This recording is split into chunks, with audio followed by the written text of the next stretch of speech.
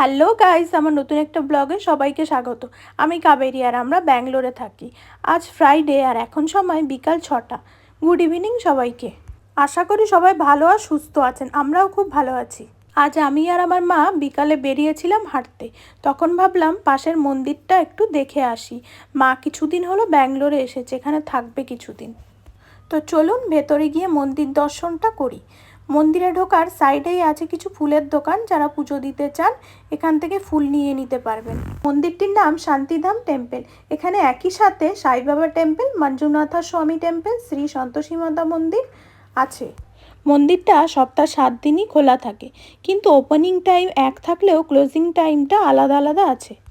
মন্দিরটা 5:45 নাগাদ ওপেন হয় আর দুপুরে কিছুক্ষণের জন্য বন্ধ থাকে, আবার 5:30 নাগাদ ওপেন হয় আর 8:45 নাগাদ ক্লোজ হয়। আমরা ভেতরে ঢুকে প্রথমেই চলে গেলাম শ্রী মঞ্জুনাথা স্বামী টেম্পলে।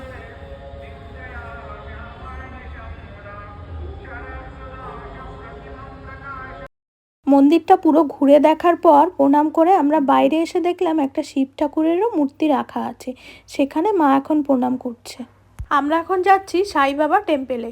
আমরা প্রথমেই গিয়ে পুরো মন্দিরের বাইরেটা একবার ঘুরে দেখব। সাই বাবা টেম্পলটা ফার্স্ট ফ্লোরে, আমরা দুজন এখন উপরে যাচ্ছি।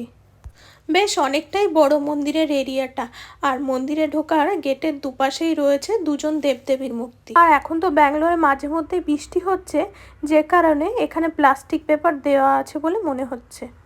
পুরো মন্দিরটা ঘুরে দেখার পর আমরা এখন চলে এলাম সন্ধ্যা আরতি চলছে সেটা দেখবার জন্য।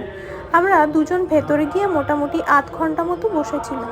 এবার আমরা যাচ্ছি মা সন্তোষী মাতার মন্দিরে। এখানেও এখন সন্ধ্যা পুজো চলছে। কিছুক্ষণ দাঁড়িয়ে পুজো দেখলাম, তারপরে ঠাকুরকে প্রণাম করে সবার জন্য মঙ্গল প্রার্থনা করলাম।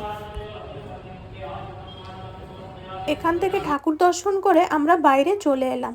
বাইরেটাতে বাচ্চাদের খেলবার জন্য ছোট পার্ক টাইপেরও করা আছে। তার পাশেই সবাইকে প্রসাদও দিচ্ছিলেন। আমরা প্রসাদ গ্রহণ করে মন্দিরের বাইরে চলে এলাম। প্রসাদে আছে সিদ্ধ ছোলা আর নারকেল কোড়া, বেশ ইউনিক প্রসাদটা। আর এই মন্দিরে ঢুকবার ঠিক রাইট সাইডেই আছে জুতো রাখবার জায়গা। জুতো হারানোরও তেমন কোনো ভয় নেই, আর এর জন্য এক্সট্রা কোনো চার্জও নেই। আমরা ঢুকবার সময় এখানেই জুতো রেখেছিলাম। আজকের ব্লগটা এখানেই শেষ করলাম। সবাই ভালো থাকবেন। নতুন একটা ব্লগে আবার দেখা হবে। আমার ভিডিওগুলো যদি ভালো লেগে থাকে তাহলে অবশ্যই ফলো করে পাশে থাকবেন। Thank you.